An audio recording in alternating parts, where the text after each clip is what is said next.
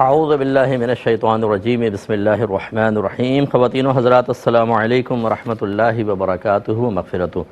Programme احکام شریعت اور فقہ حنفی سے متعلقہ مسائل کے ساتھ ایک دفعہ پھر آپ کی خدمت میں حاضری کا شرف حاصل ہے۔ کچھ آفر کویسچنز ہیں۔ کسی نے پوچھا ہے کہ اگر کوئی شخص کسی عورت کی محبت میں مبتلا ہو گیا، اب اس لڑکی کی شادی کسی اور جگہ پر ہو گئی، جس سے کہ اکثر ڈرامائی سچویشن ایسی ہوتی ہے کہ ایسے عاشقان نامراد جو ہیں نامرادی رہ جاتے ہیں بیچارے، تو اب وہ جدائی میں شاعری کرتا ہے اس لڑکی کے لیے، تو وہ اس طرح کی شاعری غیر اجنبی عورت کے لیے کرنا کیا حکم شرع ہے؟ دیکھیں، دل کا میلان یہ تو ہمارے قدرت و اختیار میں نہیں ہے۔ یہ بعض اوقات ہوتا ہے نگاہ پڑی اور دل مائل ہو گیا، چاہے مرد کا عورت کی طرف یا عورت کا مرد کی طرف، اس میں تو شرعاً کوئی گرفت نہیں ہے۔ اگرچہ نگاہ کی حفاظت کا حکم تھا، لیکن کبھی اچانک بھی نگاہ اڑ جاتی ہے، لیکن اس کے بعد کے جو لوازمات ہیں ان سے اجتناب کرنا ہوگا، اور اس میں سے وہی قدم اٹھا سکتے ہیں جس کی شریعت اجازت دیتی ہے، اور وہ یہ ہے کہ آپ رشتہ بھیجیں باقاعدہ اور شادی کریں، بہت اچھی بات ہے۔ لیکن یہ جو طریقہ کار ہے کہ پینگے بڑھانا، دوستی بڑھانا، نائٹ میں باتیں کرنا، پھر اس کے لیے اب جیسے یہ شاعری، خاص طور پہ جب اس لڑکی کی شادی ہو گئی تو وہ کسی اور کی منکوحہ ہو گئی، یہ خود اپنے بارے میں غور کریں۔ اگر یہ کسی سے نکاح کریں اور ان کی بیوی کے بارے میں کوئی شاعر صاحب شاعری کریں اور آہیں بھریں تو یقینی سی بات ہے کہ ان کو بیڈ فیل ہوگا۔ تو اسی طریقے سے اب اس لڑکی کا خیال دل سے نکالنا ان پر واجب ہے، اور اللہ تعالیٰ کی طرف مائل ہوں۔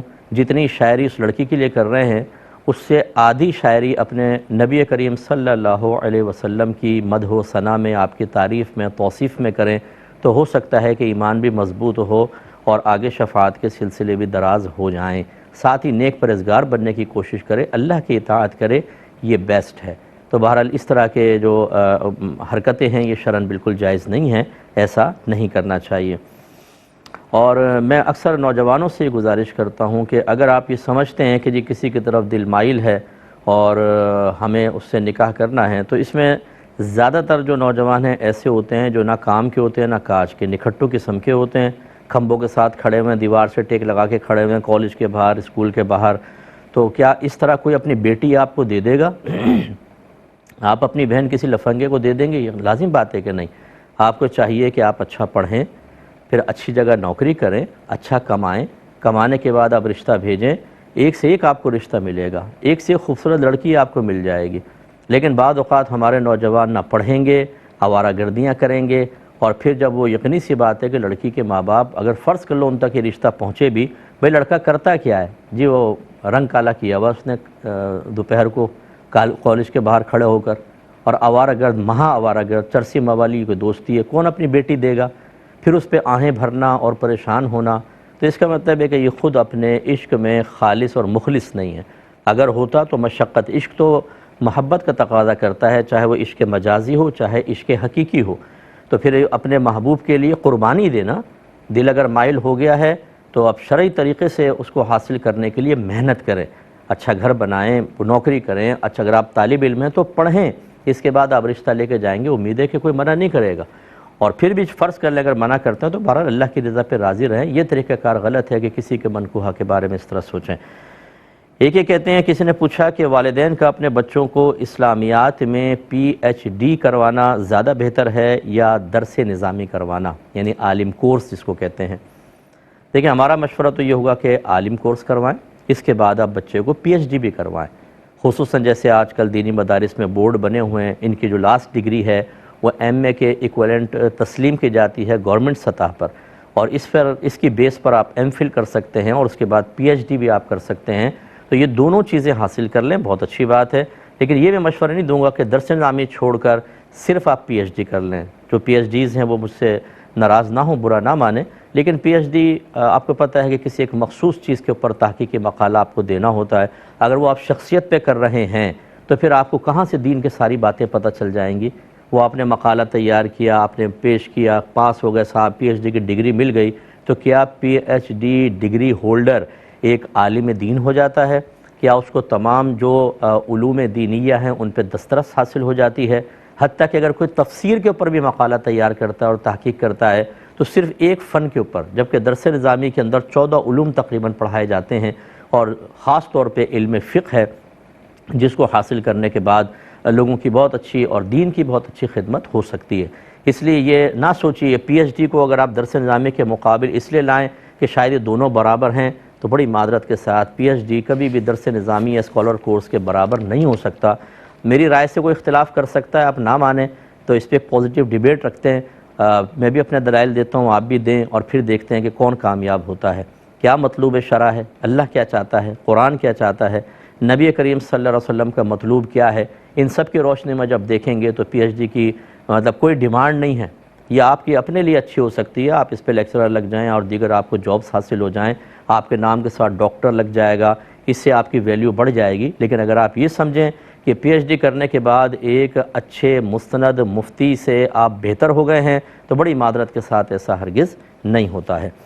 کسی ایک بھائی نے یہ پوچھا تھا کہ ہم بعض اوقات ہوٹلنگ کرتے ہیں، فیملی کو لے گئے ہوٹلز میں کھانا کھاتے ہیں، ریسٹورنٹس وغیرہ میں، تو ایک ٹائم میں بعض اوقات 10 12,000 15,000 کا کھانا کھا جاتے ہیں۔ تو کبھی کبھی دل میں یہ فیل ہوتا ہے کہ کسی کے گھر تو تنخواہ 15,000 ہے اور ہم 15,000 کا کھانا کھا جاتے ہیں، تو کیا یہ ہمارا اس طرح جا کر کھانا کھانا شرعاً صحیح ہے؟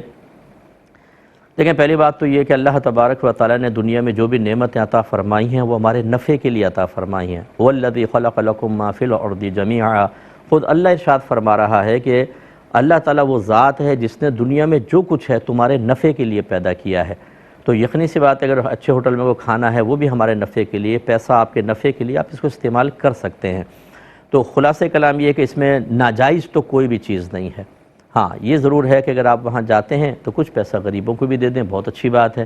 اور میں ایک آپ کو یہ سوچ دیتا ہوں کہ جب آپ بڑے بڑے ریسٹورنٹس میں جائیں، دیکھیں ذرا، میں اب نام نہیں لیتا ہوں کیونکہ یہ تھوڑا سا مسئلہ ہو سکتا ہے، تو ان میں جو کام کرنے والے ہیں وہی بعض اوقات سینکڑوں کی تعداد میں ہوتے ہیں، اور ہر ایک کے پیچھے ایک فیملی ہوتی ہے۔ لوگ آ کے کھانا کھاتے ہیں، کھانا کھا کے جب پیمنٹ کر کے جاتے ہیں، اسی میں سے ان کی تنخواہیں نکلتی ہیں، فیملیز چل رہی ہوتی ہیں۔ اگر آپ یہ سوچ بنا لیں کہ ہم جا کے اگر اچھا کھانا کھاتے بھی ہیں، کبھی کبھی آؤٹنگ کرتے بھی ہیں، تو یہ اصل میں کوئی نفس کا ہی اتباع نہیں ہے، بلکہ ایک اللہ کی نعمت کا درست استعمال ہے، اور پھر غریبوں کی امداد ہے کہ جتنے وہاں پر امپلائی ورک کر رہے ہیں ان سب کا بھلا ہو جاتا ہے۔ باہر گاڑیوں کی حفاظت کر رہے ہوتے ہیں، 4 وہاں پہ گارڈ اس میں رکھ دیے، ان کی فیملی دیکھ لیجئے، جو بیرے ہوتے ہیں ان کو ٹپ وغیرہ ملتی ہے، وہ اپنے گھر بار اس سے چلاتے ہیں۔ تو غرض ایک ہے کسی ایک شعبہ زندگی کے معاملے کو صرف ون سائیڈ اگر آپ دیکھیں گے یا چند پہلوؤں سے تو شاید نقص نظر آئے، لیکن وسیع ذہن ہو کر دیکھیں گے تو بہت فائدہ ہے۔ جیسے قربانی کے ایام میں کہتے ہیں جی قربانی جانور کاٹ رہے تھے سارے، کیا فائدہ ہے؟ ارے بھائی، یہ آپ نے پہلی بات تو یہ کہ فائدہ نقصان اس میں دیکھتے نہیں، اللہ اس کے رسول نے واجب کر دیا تو کرنا ہی کرنا ہے۔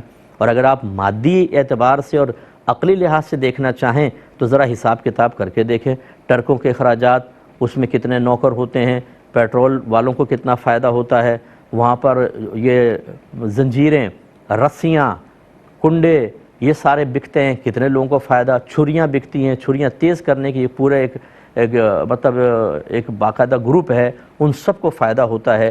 اسی طرح آپ حساب کرتے چلے جائیں ذرا، جو اس قربانی کے معاملات سے مختلف اس کے شعبوں سے وابستہ لوگ ہیں، ایک قربانی کے 3 دن سمجھ لیجئے یا ایک ایونٹ جو آتا ہے، یہ لاکھوں لوگوں کو روزگار فراہم کر جاتا ہے، لاکھوں لوگوں کو۔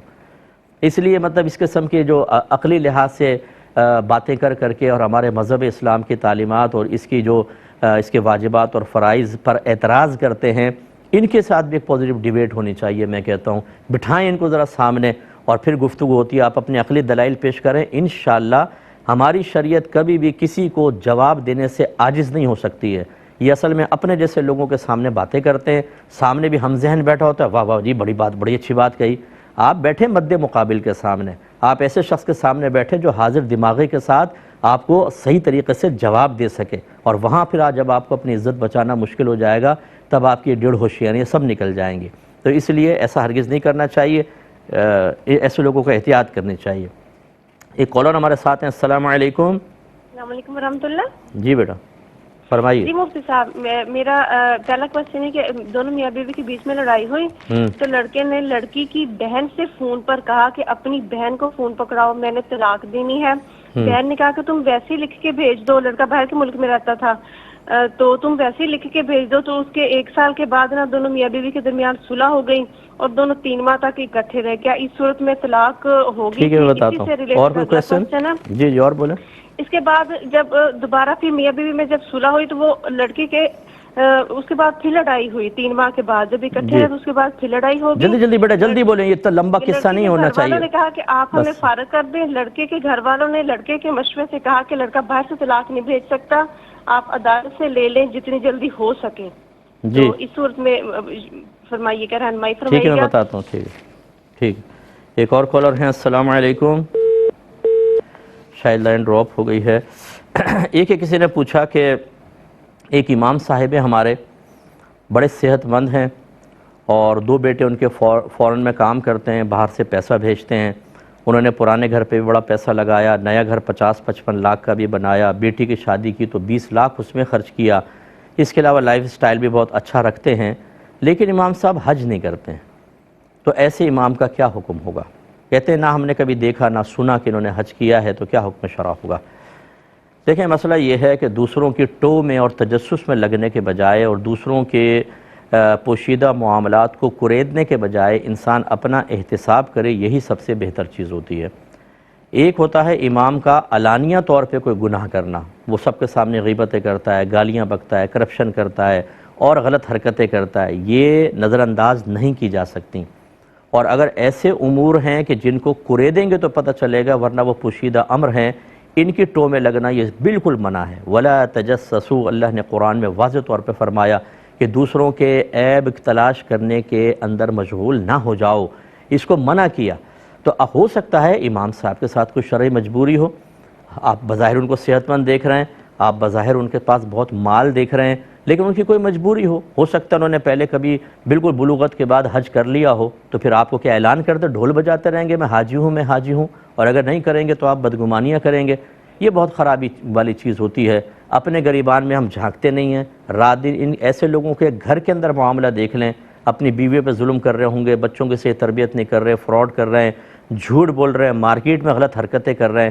لیکن امام صاحب اگر 5 منٹ امامت کے مصلی پر لیٹ ہو جائیں تو یہ باتیں ایسی ایسی بڑی بڑی کرتے ہیں، کچھ انتہا نہیں. تو جس ساحل نے یہ مجھ سے کویسچن کیا، اگر وہ سن رہا ہے وہ کہے گا مفتی صاحب نے تو مجھے ہی پکڑ لیا. تو میں آپ کو پکڑ اس لیے رہا ہوں میرے بچے کہ آپ نے یہ غلط حرکت کی ہے. ایک امام صاحب اگر ہیں ان کا ادب کریں، احترام کریں، اور یہ کوئی اعلانیہ گناہوں کے اندر نہیں آتا ہے. کیا ان کی شرعی مجبوری آپ کو کیا پتہ؟ اس لیے ان چیزوں کو نظر انداز کریں. اور یہ پیغام ان تمام نمازیوں کے لیے ہے جو مسجد میں جانے کے بعد امام کو بہت ہی احتسابانہ نگاہوں سے دیکھتے ہیں اور کوشش کرتے ہیں کریت کے کوئی خطا نکلے اور آپ کمیٹی کو بتائیں اور امام صاحب کو فارغ کریں. ایسے لوگ اپنے لیے آخرت کی بربادی کا سامان کر رہے ہیں.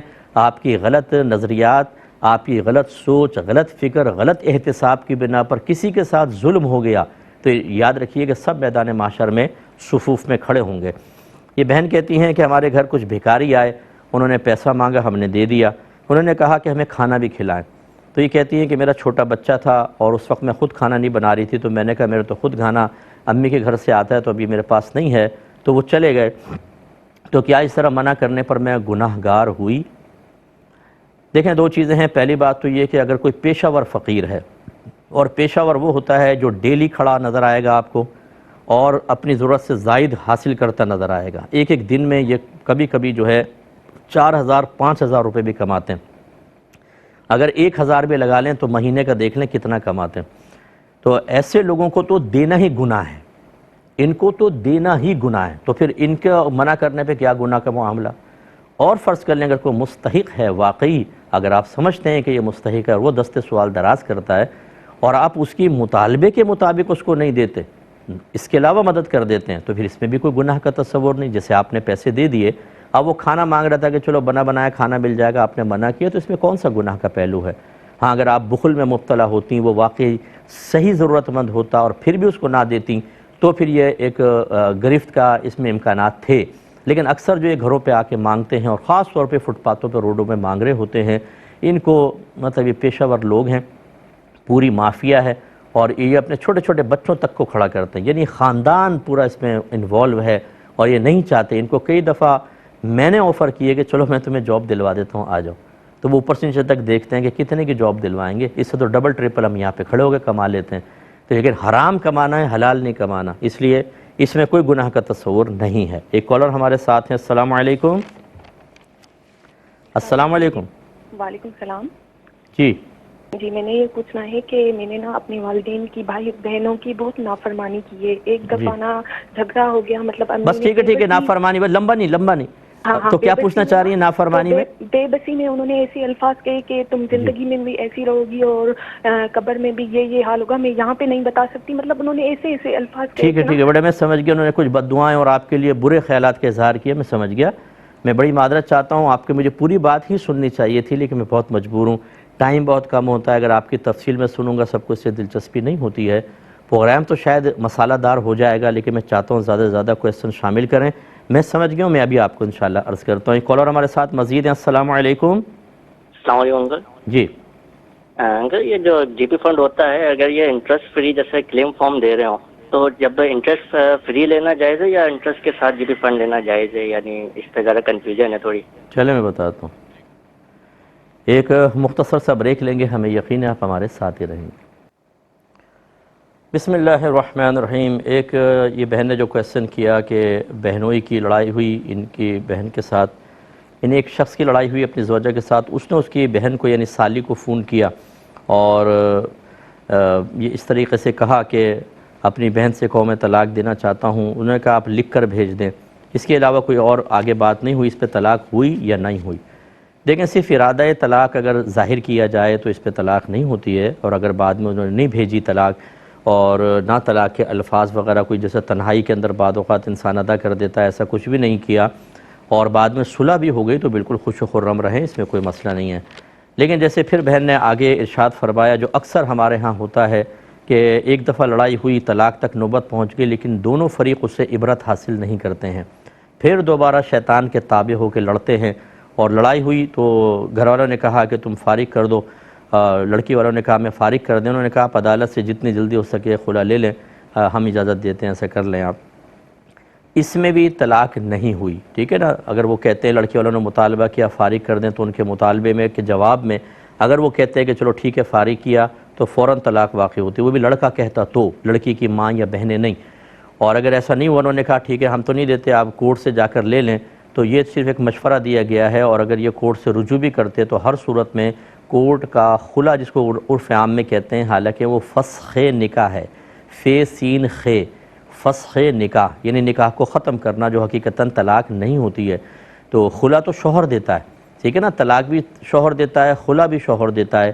اگر بغیر پیسوں کے طلاق دی جائے اس کو طلاق کہتے ہیں، اور پیسوں کے بدلے میں طلاق دی جائے تو اس کو خلا کہا جاتا ہے۔ کورٹ میں نہ پیسہ ہے، نہ شوہر طلاق دے رہا ہے، نہ پیسے کے بدلے طلاق دے رہا ہے، تو وہ حقیقتاً خلا ہے نہیں۔ تو یہ صرف ایک مشورہ دیا کہ آپ کورٹ سے خلا لے لیں، اور انہوں نے نہیں اس پہ عمل کیا تو بہرحال یہ طلاق واقع نہیں ہوئی۔ لیکن میری گزارش ہے کہ دونوں فریقین کو چاہیے کہ پیار محبت سے زندگی گزاریں۔ اللہ تعالیٰ نے یہ ایک زندگی دی ہے بالکل مختصر سی، اور حقیقتاً یہ اس لیے دی ہے تاکہ ہم اس میں آخرت کی تیاری کر لیں، اور ہم بعض اوقات اپنی زندگی کو تلخ سے تلخ بناتے چلے جاتے ہیں، لڑائی جھگڑا فتنہ فساد، اور یہ اکثر ہمارا جہالت، ہمارے تکبر، ہماری کم علمی، اپنے آپ کو صحیح سمجھنا، دوسرے کو غلط سمجھنا، دوسرے سے معافی مانگنے کو اپنے لیے ذلت اور بے عزتی بنا لینا، اس کا معیار بنا لینا، ان چیزوں سے زندگی تباہ ہوتی ہے۔ پھر فرشتہ آ جائے گا، موت کا فرشتہ، کہ آئیے آپ کا وقت پورا ہو چکا، حسرت کے ساتھ رخصت ہو جائیں گے۔ جتنے بھائی بہن مجھے سن رہے ہیں جو شادی شدہ ہیں، میں گزارش کرتا ہوں ایک دوسرے کی قدر کریں، پیار محبت سے رہیں، اپنے بچوں کے لیے اچھے رول ماڈل بنیں۔ یہ نہ ہو کہ بچوں کے ذہن کے اندر وہ بیچارے تنہائی میں بیٹھے ہیں تو ماں باپ کی گالی گلوچ، مار پیٹ، رونا دھونا یہ ان کے ذہن میں چل رہا ہو۔ یہ کیا کر رہے ہیں آپ اپنے بچوں کے ساتھ؟ انہیں نفسیاتی طور پر آپ کتنا بیمار کر دیتے ہیں، سک کر دیتے ہیں، ان بچوں کی ذہنی نشو و نما متاثر ہو جاتی ہے۔ وہ کلاس میں بیٹھے ہوتے ہیں، ٹیچر کا لیکچر سن رہے ہوتے ہیں، لیکن ان کا ذہن وہاں حاضر نہیں ہوتا، کیونکہ گھر کے جو یہ منفی معاملات ہوتے ہیں ان کے ذہن پر بہت ہی بری طریقے سے اثر انداز ہوتے ہیں۔ لیکن معذرت کے ساتھ لفظ استعمال کر رہا ہوں، ظالم ماں باپ کو اتنی فکر نہیں ہوتی کہ ہم اپنے بچوں کے ساتھ کیا کر رہے ہیں۔ ہاں میں نے یہ ضرور دیکھا ہے، طلاقیں دے دیں گے، پھر خاتون بھی فون کریں گی، شوہر بھی، مفتی صاحب کچھ بتائیں، حل بتائیں۔ چھوٹے چھوٹے بچے ہیں ہمارے، اچھا جب آپ لڑ رہے تھے، جب آپ طلاق دے رہے تھے، ایک دوسرے کا منہ نوچ رہے تھے، بیوی چکلا بیلن سے حملہ کر رہی تھی اور سینڈل اٹھا کے ماری تھی شوہر کو، اور بچے سہمے ہوئے، کوئی ٹیبل کے نیچے تھا، کوئی پردے کے پیچھے، کوئی روتا ہوا باہر بھاگ گیا تھا، کانپ رہے تھے بچے، اس وقت آپ کو بچوں کا چھوٹا پن نظر نہیں آیا تھا؟ کس قدر آپ نے غلط قدم اٹھا کے اب بچوں کو ڈھال بنا کے آپ یہ چاہتے ہیں تاکہ مفتی صاحب یا کوئی بھی عالم ایموشنل ہو جائے کہ ہاں بھائی یہ بیچارے یا تو بڑے دیکھو چھوٹے بچوں کے لیے ایسا کر رہے ہیں، چلو بھائی یہ حل بتا دیں۔ اگر کوئی حل ہو تو ہم کیوں روکیں گے، ہم تو فوراً بتائیں گے، لیکن آپ بعض اوقات حل کو خود ختم کر دیتے ہیں اور پھر چھوٹے بچوں کو سامنے رکھ کر ریکویسٹ کرنے کی کوشش کرتے ہیں۔ تو میں ایسے لوگوں کو سمجھاتا ہوں کہ کسی نے آپ کے بچوں کے ساتھ برا نہیں کیا، آپ نے اپنے بچوں کے ساتھ نادانستہ طور پر بہت بڑی دشمنی کی ہے جو ساری زندگی کے لیے ایک اذیت کا سبب بنے گی۔ میرے خیال میں میری اتنی باتیں اگر کوئی سن کر تنہائی کے اندر غور کرے، اسے بہت کچھ سمجھنے کا موقع ملے گا۔ ایک کالر ہمارے ساتھ ہیں۔ السلام علیکم۔ وعلیکم السلام۔ مفتی صاحب میرا سوال یہ ہے کہ میں اپنی کمائی کا 5% بچاتا ہوں اور میری نیت یہ ہوتی ہے کہ یہ جو پیسہ اکٹھا ہو میں اللہ کی راہ میں خرچ کروں۔ میرا سوال یہ ہے کہ عید الاضحیٰ پہ جو قربانی کا جانور میں ان پیسوں سے خرید سکتا ہوں؟ حالانکہ یہ گوشت خود بھی کھانا ہوتا ہے اور عزیز اور رشتہ داروں کو بھی دینا ہوتا ہے۔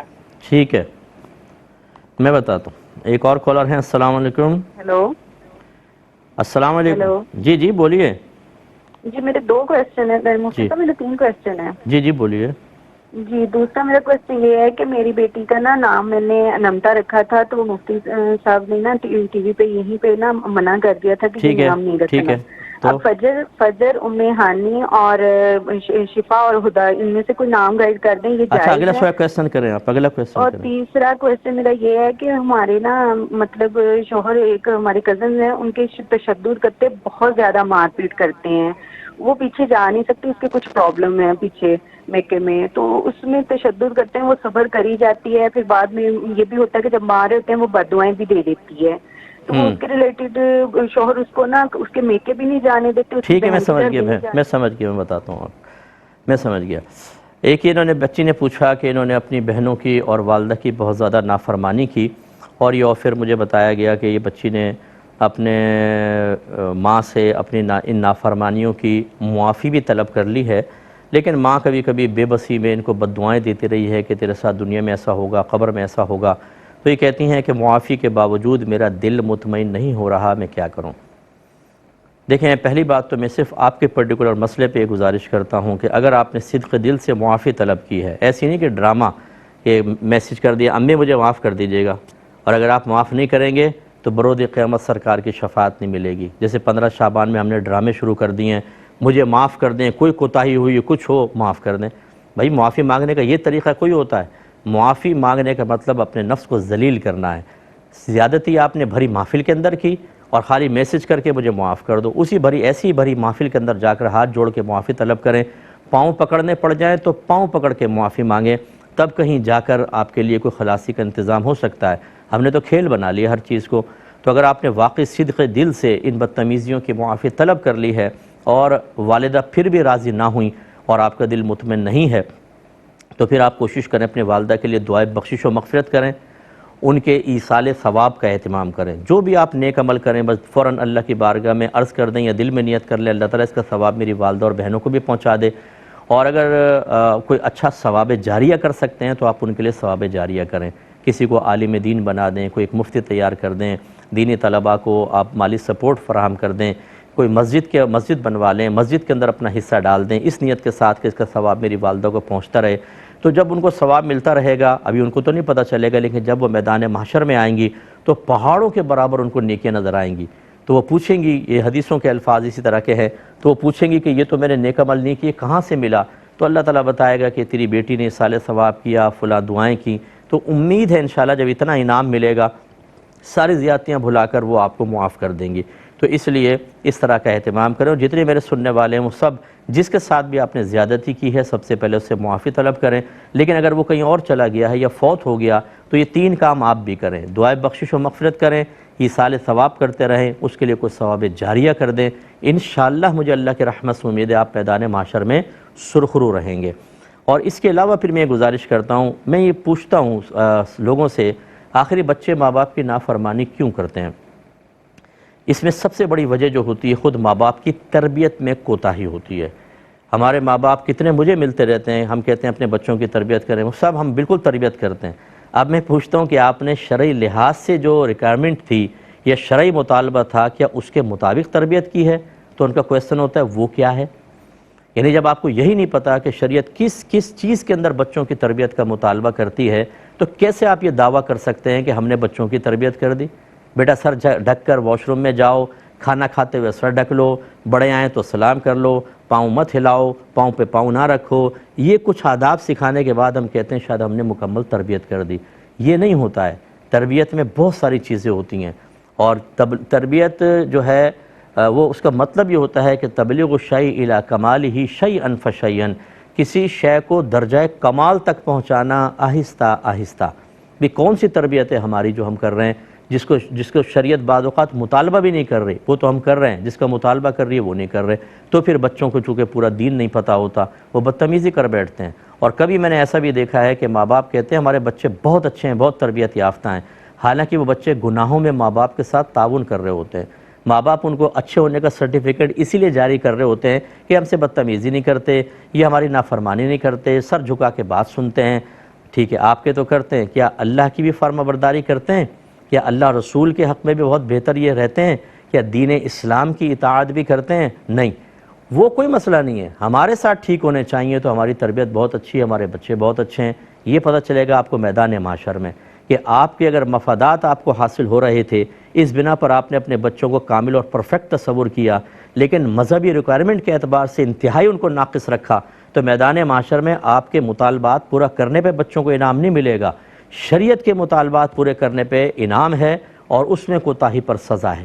اور نہ آپ کو کوئی ایسا مقام ملے گا میدان معاشر میں کہ آپ اپنے بچوں کو اللہ کی بارگاہ میں کہ اللہ تعالیٰ انہوں نے پوری تنخواہ مجھے لا کر دی تھی، سر جھکا کے بات سنی تھی، ماں یہ کہے کہ جی جب میں بیوی کے بارے میں کہتی تھی تو بیٹا جا کے اس کو ڈانٹ دیا کرتا تھا، میری سپورٹ کرتا تھا، اللہ اس کو بخش دے۔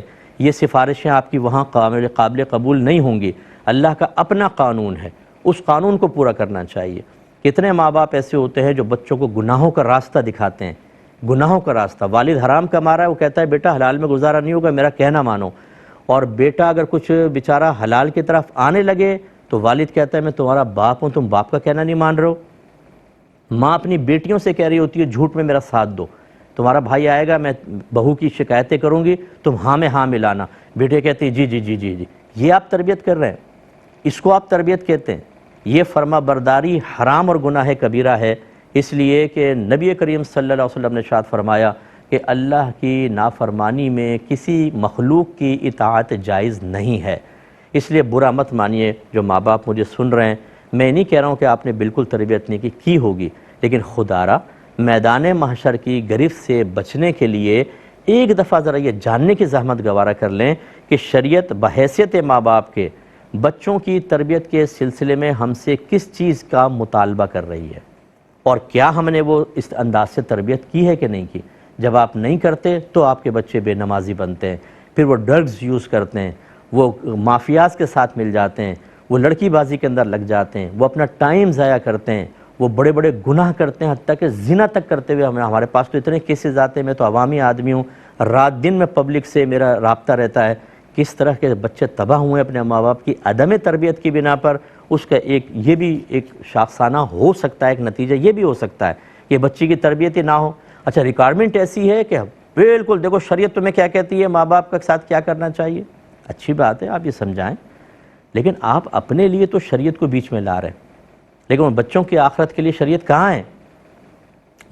وہ بچے کیسے بچیں گے آخرت میں اللہ تعالیٰ کی گرفت سے؟ اس پہ بھی توجہ کریں۔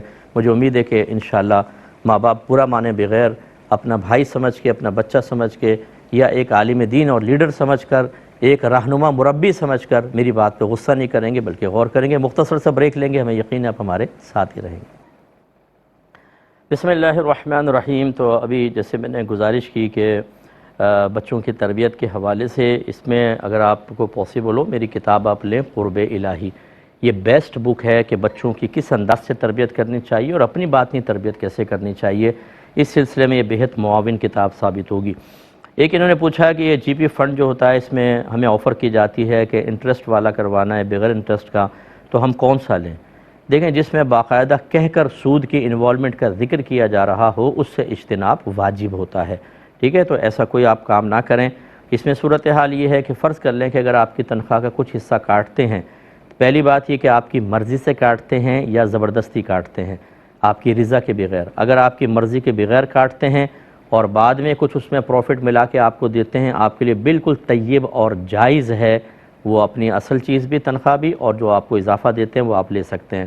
دوسرا یہ کہ آپ کو اجازت دیتے ہیں، آپ کروانا چاہیں نہیں کروانا چاہیں، اور کوئی تجارت وغیرہ کا کوئی ایگریمنٹ نہیں ہوتا۔ اگر آپ نے یس کہہ دیا، ایسی صورت میں آپ پروفٹ نہیں لے سکتے، کیونکہ جب آپ نے کوئی ایگریمنٹ تجارت کا نہیں کیا تو جو آپ کی تنخواہ آپ کی مرضی سے کاٹی جا رہی ہے یہ قرض ہے، اور قرض کے اوپر نفع سود ہوتا ہے، یہ آپ نہیں لے سکتے۔ اور تیسری صورت یہ ہے کہ آپ کو باقاعدہ کہہ دیا کہ ہم آپ کی تنخواہ کاٹیں گے، اسے کاروبار میں لگائیں گے، آپ نے کہا چلو ٹھیک ہے، اب جو اصل بھی اور جو اس پہ پروفٹ بنے گا وہ آپ کے لیے بالکل طیب اور حلال ہوگا۔ ایک صورت یہ بھی بنا لے کہ وہ آفر کر دیتے ہیں کہ اس پہ آپ رکھیں گے، ہم اس پہ سود دیں گے، اور اگر آپ بغیر سود کے رکھوانا چاہیں تب بھی آپ کی مرضی ہے، لیکن اس میں وہی صورتحال اگر بغیر سود کے رکھوانا چاہیں پھر بھی ہم آپ کو پروفٹ دیں گے اور کوئی تجارتی معاہدہ ہے نہیں تو پھر بھی وہ سود بنے گا، چاہے وہ نہ کہیں۔ مجھے امید ہے کہ آپ 2-3 دفعہ میرا جواب سنیں گے تو آپ کو سمجھ میں آ جائے گی۔ یہ بھائی کہتے ہیں کہ میں جتنا کماتا ہوں اس کا 5% جو ہے وہ میں علیحدہ کر دیتا ہوں، اور نیت یہ ہے کہ میں اللہ تعالیٰ کے راہ میں دوں گا، لیکن اگر وہ جمع ہو جائے اور میں اللہ کے راستے میں خرچ نہ کروں بلکہ اس سے قربانی کا جانور خرید کر لے آؤں تو کیا اس میں کوئی حرج تو نہیں؟ کیونکہ قربانی کے جانور کا گوشت تو ہم بھی کھاتے ہیں اور رشتہ دار بھی کھائیں گے۔ دیکھیں مسئلہ یہ ہے کہ آپ نے صرف نیت کی ہے، اور نیت سے کوئی چیز آپ پہ فرض یا واجب نہیں ہو جاتی۔ اگر آپ چاہتے تو اس پیسے کو اللہ کے راہ میں دیتے، اور اگر چاہیں تو یہ تو قربانی ہے، آپ ذاتی اپنے کام میں بھی اس کو استعمال کر سکتے تھے۔ جب تک وہ پیسہ آپ کے پاس سے نکلے گا نہیں، نہ وہ آپ پہ صدقہ کرنا فرض یا واجب ہے نہ کچھ، تو وہ آپ ہی کا ہے اور آپ اسے کسی بھی کام میں لگا سکتے ہیں۔ لہذا اگر وہ جمع تھا اور آپ نے قربانی کا جانور لے لیا تو بالکل آپ کھا سکتے ہیں اور دیگر چیزیں سب کر سکتے ہیں، لیکن میرا مشورہ یہ ہے کہ جب آپ نے یہ نیت کی تھی کہ میں 5% اللہ کے لیے دوں گا تو جمع نہ کریں، جیسی تنخواہ ملے 5% فوراً نکال کر کسی صحیح جگہ پر دیں جہاں آپ کے لیے ثواب جاریہ بھی ہو، تو تاکہ آپ کو اس کی برکت ہی ملے گی۔ یہ پیسہ جمع کرنے سے کوئی فائدہ نہیں ہوتا، خرچ کرنے سے فائدہ ہوتا ہے، اسے آپ فوراً خرچ کریں۔ یہ بہن نے جو نام وغیرہ پوچھے تھے تو ہانی رکھ لیں، بہت ہی خوبصورت نام ہے، یہ کر لیجئے۔ باقی اس پہ ضمناً بس میں گزارش کر دیتا ہوں، ہم سے بھی لوگ بعض اوقات کہتے ہیں مفتی صاحب یہ 5-6 نام ہے، کسی ایک نام کو منتخب کر دیں۔ دیکھیں اس طریقے سے میں تو خیر ایک طالب علم ہوں، ایک حقیر سا آدمی ہوں، آپ بزرگوں سے نام رکھوائیں بہت اچھی بات ہے، لیکن کبھی ہم نے نہیں دیکھا کہ صحابہ کرام ایک لسٹ بنا کے لے آئے ہوں اور نبی کریم کے سامنے رکھ دی اور رسول اللہ ان میں سے ایک نام رکھ دیں۔ بڑوں سے یا بزرگوں سے نام رکھوانے کا مقصود یہ ہوتا ہے کہ وہ جو نام رکھیں گے وہ یقینی سی بات ہے دل میں اللہ کے الہام کی وجہ سے رکھیں گے، اور ایسے بزرگوں کو جو الہامات ہوتے ہیں وہ بڑے پاکیزہ ہوتے ہیں، تو وہ من جانب اللہ چونکہ الہام ہے، ایسا نام جب آپ بچوں کا رکھتے ہیں تو اس میں برکت پیدا ہوتی ہے۔ اور آپ وہاں پہ لسٹ پکڑا دیتے ہیں ہاتھ میں کے اندر، یہ 6 نام ہیں، ان میں سے ایک نام رکھ دیں۔ آپ نام رکھوا رہے ہیں برکت کے لیے یا ان کو کہہ رہے ہیں کہ ہم منتخب کر چکے ہیں، آپ اس میں سے ایک کو کر دیں، یہ ادب کے خلاف ہے، یہ ادب نہیں ہے۔ صحابہ کرام نے ایسا نہیں کیا کہ 3-4 نام کی لسٹ دی ہو، یا سرکار نے کوئی نام بتایا تو کہا کہ نہیں یہ تو ہمیں پسند نہیں آ رہا، ہم نے تو کچھ اور سوچا ہوا تھا، دوسرا نام رکھ دیا ہو، ہرگز نہیں۔ اسی سوچ کے ساتھ آئیں، ورنہ جائیں نہیں آپ۔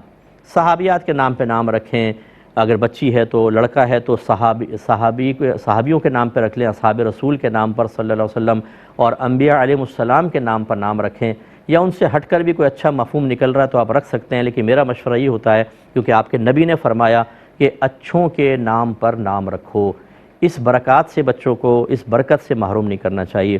یہ کہتے ہیں کہ ان کی کزن ہیں یا شاید کزن ہیں، اپنی بیوی کو بہرحال وہ مارتے پیٹتے ہیں، اور میکے میں وہ اس لیے نہیں جاتی کہ اس کو میکے میں پرابلم ہے، کوئی بیک نہیں ہوگی، تو جب وہ مار پیٹ وغیرہ کرتے ہیں تو یہ بددعائیں دیتی ہیں، کیا حکم شرع ہوگا؟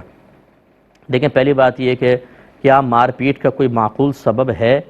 کیا عورت ہی جو سطحی لفظ استعمال کرتے ہیں نا، دماغ کی دہی کر دینا، تو بعض خواتین ایسی ہوتی ہیں کہ وہ اتنا فیڈ اپ کر دیتی ہیں شوہر کو کہ وہ اس طرح کے مطلب جاہلانہ اقدامات پر مجبور ہو جاتا ہے، اور جب ماں پیٹ جاتی ہیں بالکل مظلومہ بن کے بڑے ہی آرام سے اپنا کوئی قصور نہیں بتاتی، سارا بلیم کرتی ہیں شوہر کو، تو یہ صورتحال ٹھیک نہیں ہوتی۔ بچی کو چاہیے کہ اپنا قصور بھی دیکھیں، اگر فرض کر لیں کہ ان کا قصور نہیں یا غلطی بہت معمولی سی کبھی کبھار ہو جاتی ہے، اس سے کوئی بھی خالی نہیں ہے، مجھ سے بھی ہو سکتی ہے، آپ سے بھی، اس پر یہ مار پیٹ کا معاملہ کرتا ہے تو بہت بڑا ظلم کر رہا ہے۔